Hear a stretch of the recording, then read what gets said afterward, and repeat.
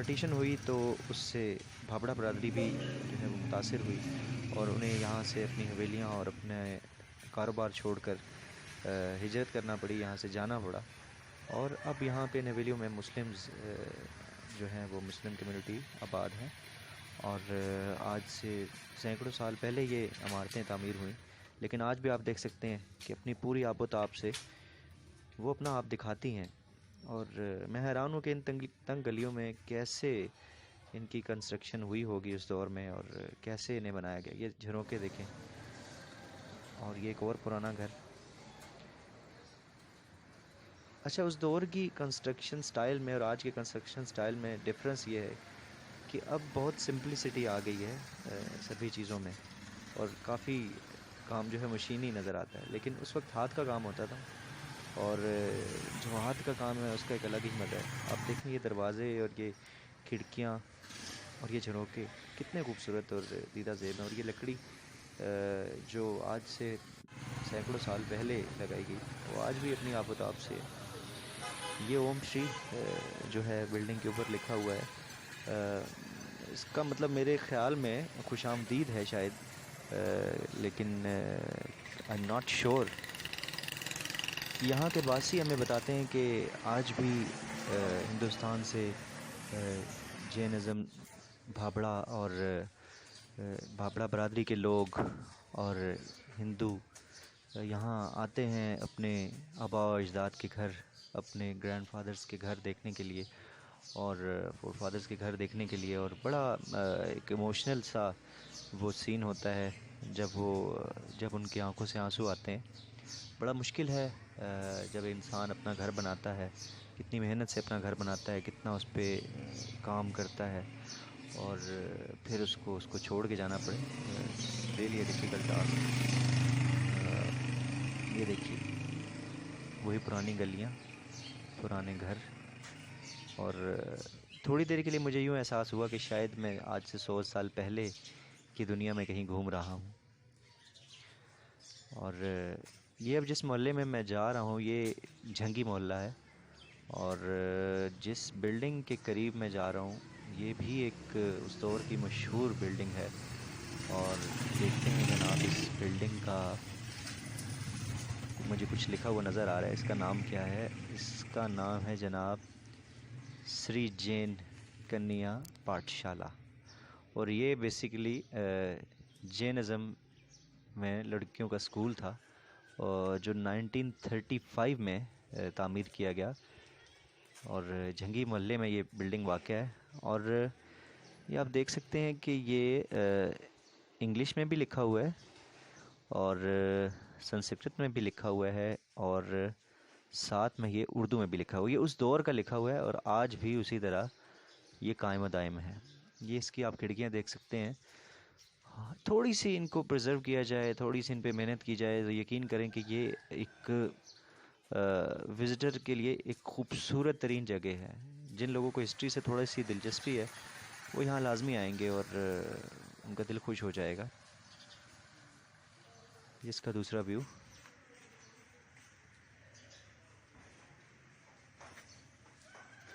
और उस दौर में जो वेंटिलेशन का ख़ास ख्याल रखा जाता था, भावड़ा बाज़ार की एक खूबसूरत हवेली के सामने। और उस दौर के जो थे इंजीनियर्स और आर्किटेक्ट, क्या कहने, बहुत बारीकी से और बहुत ही खूबसूरती से एक एक चीज़ पे काम किया गया। और इससे पहले कि ये इमारतें इन प्लाज़ाज़ और शॉपिंग मॉल्स में तब्दील हो जाएं, मैंने सोचा इन्हें कैमरे की आंख में हमेशा के लिए कैद कर लिया जाए और आप लोगों को दिखाया जाए। शायद कल हम अपने आने वाली नस्लों को बता सकें कि आज से 100 साल पहले हमारा रावलपिंडी ऐसा हुआ करता था। बहुत बड़ी तारीख़ है रावलपिंडी की, और हमने तो बहुत कम आज इसको एक्सप्लोर किया, लेकिन इसको एक्सप्लोर करने के लिए आपको काफ़ी ज़्यादा वक्त चाहिए। ये आप दरवाज़े देखें, इनकी मजबूती का अंदाज़ा आप लगा सकते हैं कि आज से सैकड़ों साल पहले के बने हुए दरवाज़े, लेकिन आज भी इन्हें कोई दीमक खा नहीं सकी। कितनी प्योरिटी थी उस वक्त के काम में।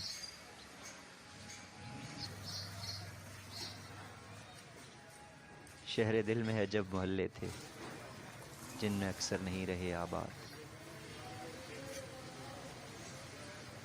भाबड़ा बाज़ार को किसी दौर में निश्तर बाज़ार भी कहा जाता था, अब इसको तेली मोहल्ला भी कहा जाता है। ये देखिए चिरागदां, किसी दौर में शाम को यहाँ चिराग जलाए जाते होंगे, यहाँ पे लोग बाहर गली में बैठ के गपशप करते होंगे। क्या वक्त होगा वो भी।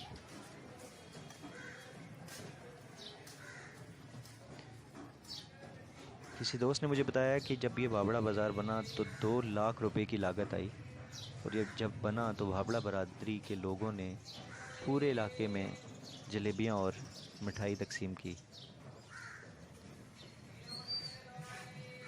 ये देखिए वही तंग व तारीख गलियाँ।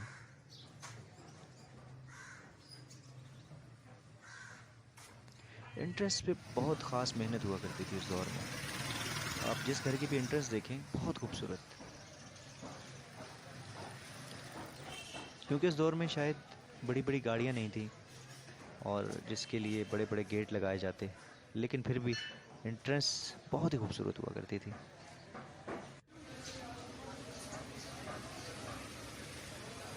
और भाबड़ा बाज़ार से जो मुल्हिका इलाके हैं वो भी अपनी शानदार तारीख़ को जो है वो दोहराते हैं और माजी के दरीचे हमारे लिए खोल देते हैं।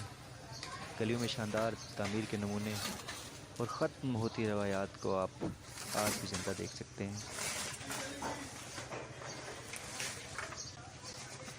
रावलपिंडी शहर की एक तारीख़ ये भी है कि यहाँ हर कम्युनिटी आबाद थी।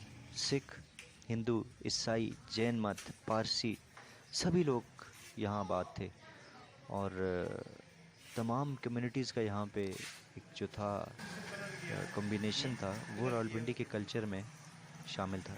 ये देखिए जिन दरवाज़ों को या जिन घरों को थोड़ा बहुत पेंट किया गया है, उन पे वर्क किया गया है, वो शाहकार के तौर पे आपको नज़र आएंगे, बहुत खूबसूरत।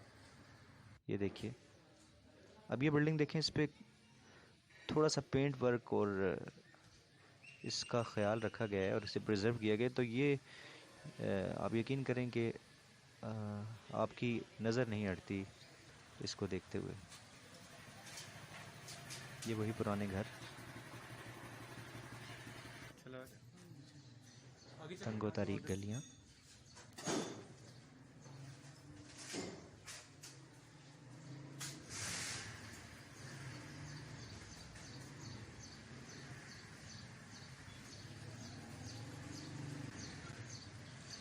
भाबड़ा बाज़ार में ही एक बहुत बड़ी हवेली सुजान सिंह भी मौजूद है। सुजान सिंह जब इंग्लैंड से तालीम मुकम्मल करके आए तो उन्होंने 1893 में ये हवेली तामीर की और बाद में पार्टीशन के बाद क्योंकि सुजान सिंह को यहाँ से जाना पड़ा तो ये हवेली मुख्तलिफ इदारों को मुंतकिल होती गई। लाइब्रेरी जो कि भाबड़ा बाज़ार, राजा बाज़ार और इसी एरिया से बहुत से बड़े बड़े आर्टिस्ट जो है वो भी उनका भी ताल्लुक़ है।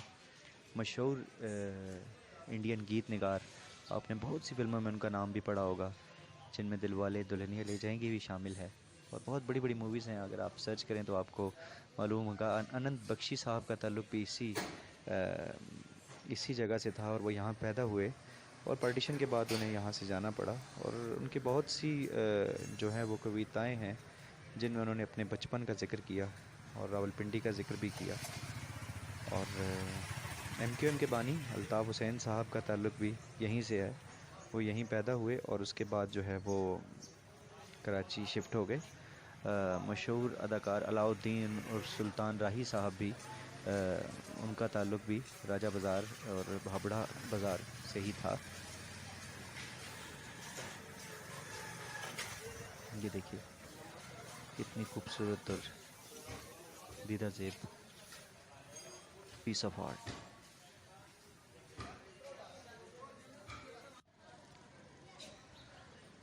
और मज़े की बात कि हर बिल्डिंग दूसरी बिल्डिंग से मुख्तलिफ। ये देखिए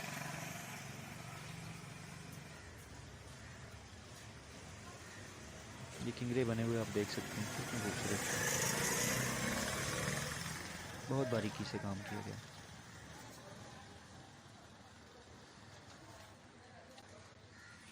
बेसिकली राजा बाज़ार का नाम कश्मीर से सैर व तफरीह के लिए आए गए महाराजा हरी सिंह के नाम पर रखा गया, और उन्हें क्या मालूम था कि उनके नाम पर रावलपिंडी का मशहूर तरीन बाज़ार राजा बाज़ार सदियों तक उन्हीं के नाम से कायम रहेगा।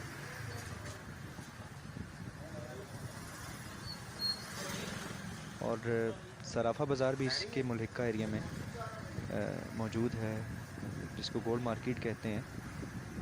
जैन मत और भाबड़ा जो बरादरी थी वो सोने के काम में बहुत माहिर थे, इसी वजह से वो काफ़ी ज़्यादा अमीर भी थे।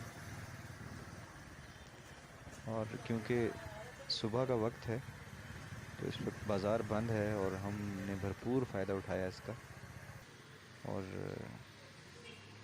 इससे हमें शूट में काफ़ी मदद मिली। ये देखिए एक और खूबसूरत बिल्डिंग।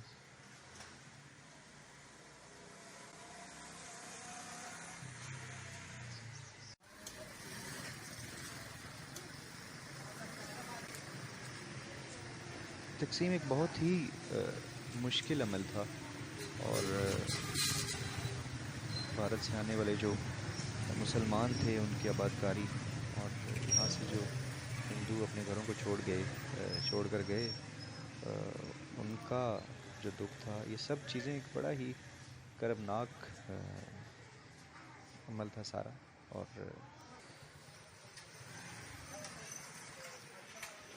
बहुत से लोगों को अपने घरों को छोड़ कर जाना पड़ा। बहुत से लोग इंडिया में अपने घर छोड़ कर आए और यहाँ आबाद हुए, और अल्लाह का शुक्र है कि हमारे कायदीन की अनथक मेहनत और बहुत से मुसलमानों की कुर्बानियों से आज हम आज़ाद हैं इस मुल्क में, और आज़ादी से सांस ले सकते हैं। और यहाँ की अच्छी बात कि हम लोगों ने यहाँ पर जो माइनॉरिटीज़ हैं उनकी इबादतगाहों को प्रिज़र्व किया है, जिसकी बहुत बड़ी मिसाल है कि ये आप मंदिर देख सकते हैं।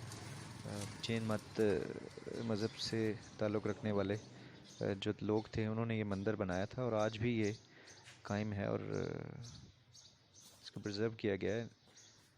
जो पुराना किला था उसके इर्द गिर्द काफ़ी सारे मंदिर थे, अराउंड 15 के करीब मंदिर थे उसके इर्द गिर्द, और इनमें से एक मंदिर जो है मैं आपको दिखा रहा हूँ उसको डिफरेंट एंगल से। इसका रास्ता जो है वो दूसरी साइड से है, जिसे ताला लगा हुआ है, इसलिए हम इसको आपको ऊपर से नहीं दिखा सकते, लेकिन ये इसका छत वाली एंट्रेंस मैं आपको दिखा रहा हूँ।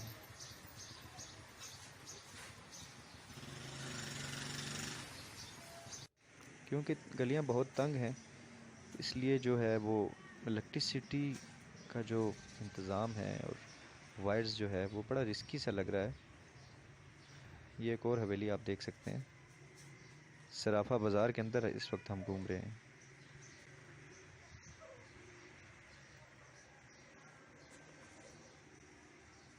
ये देखें कितनी तंग सीढ़ियाँ जो रास्ता ऊपर जा रहा है, और ये वो मेन हवेली, एक और दरवाज़ा और तंग सीढ़ियाँ। आ जाओ भाई।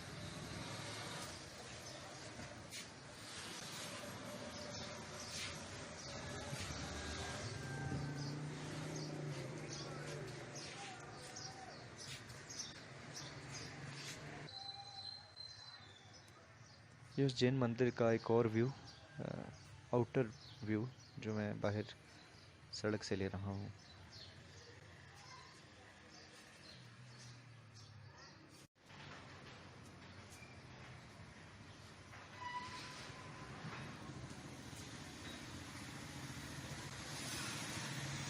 ये क्लॉथ मर्चेंट, उस दौर के किसी क्लॉथ मर्चेंट का घर था, और नीचे शायद उसका बिज़नेस होता था और ऊपर घर होता था। और ये नाम मैं पढ़ने की कोशिश कर रहा हूँ, खान सिंह हड़पाल नाम लिखा हुआ है शायद, तो ये उनकी हवेली थी। और ये फव्वारा चौक के करीब से आगे थोड़ा जाएं तो ये एक और चौक आता है, वहाँ पे ये पुरानी बिल्डिंग जिसके नीचे पुरानी दुकानें हैं और ऊपर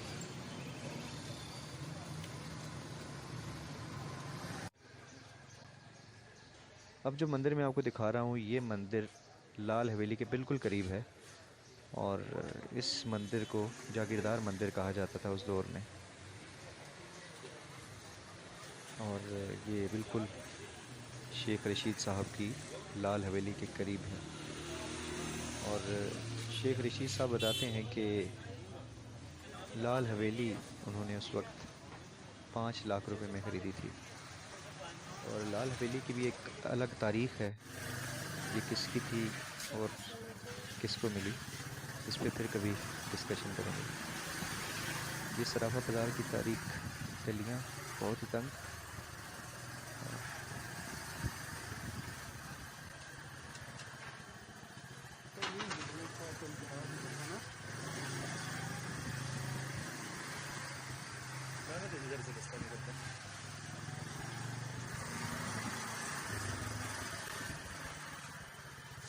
ये देखिए पुराने घरों को मिसमार करके शायद यहाँ भी कोई शॉपिंग मॉल बनाया जाएगा और ये तारीख हमेशा के लिए ख़त्म हो जाएगी।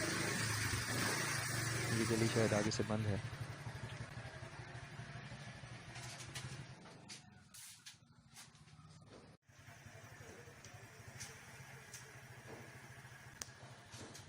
Wow, another amazing architecture. ये देखिए रास्ते,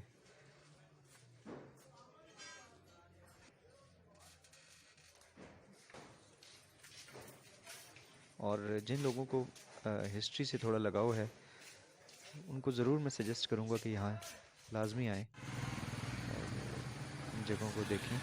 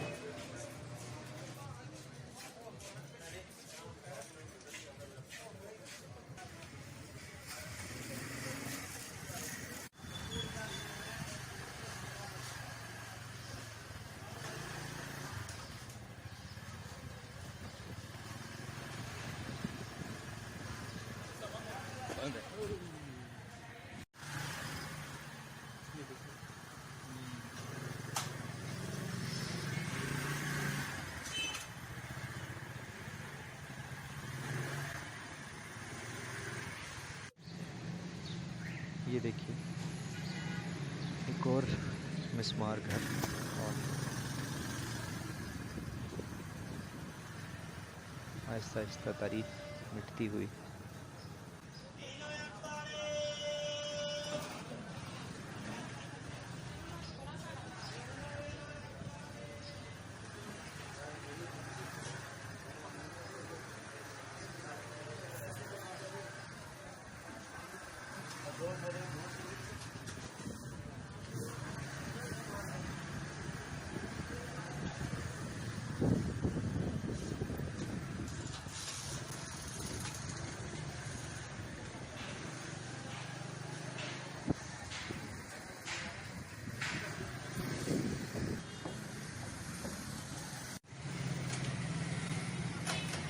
मरकज़ी जामे मस्जिद बहुत ही पुरानी कदीमी मस्जिद, जो बन्नी से चौक से थोड़ा सा आगे आप आएँ तो आपको नज़र आएगी।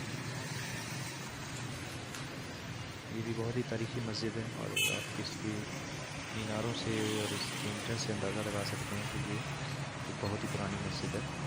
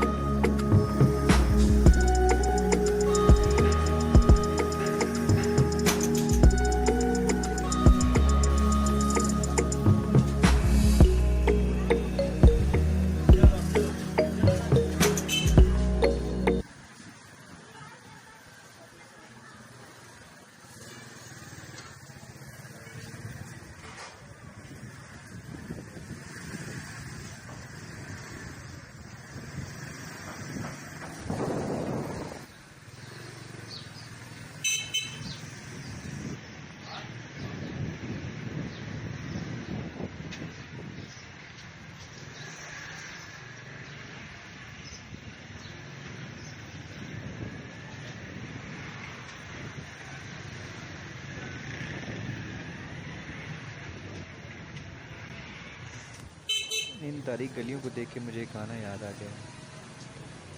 जाने वालों जरा मुड़ के देखो मुझे, एक इंसान हूँ मैं तुम्हारी तरह, जिसने सब को रचा अपने ही रूप से, उसकी पहचान हूँ मैं तुम्हारी तरह, जाने वालों ज़रा।